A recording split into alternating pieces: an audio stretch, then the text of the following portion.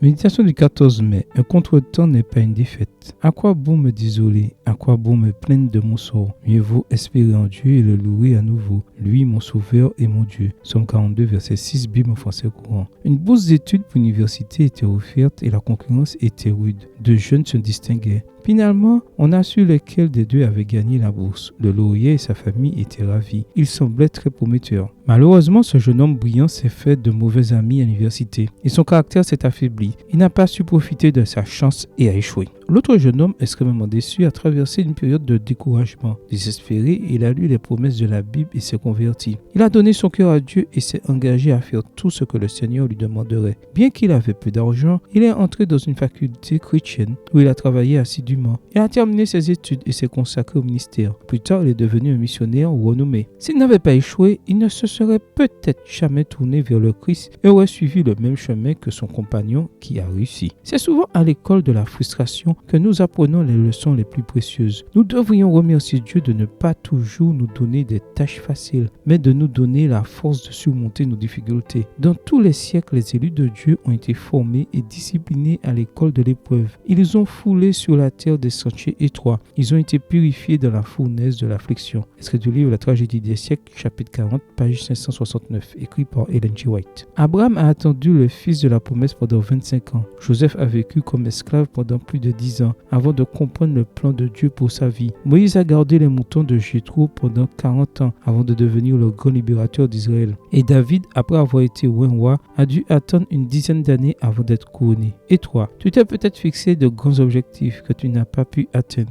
Un diplôme universitaire, le travail de tes rêves ou fonder une famille. Ce contretemps n'est pas une défaite, car Dieu ne t'a pas oublié. Prie Dieu pour que ce temps de préparation te permette de recevoir toutes les bénédictions qu'il veut te donner. Amen. Bonne journée à toi et que le Seigneur te bénisse.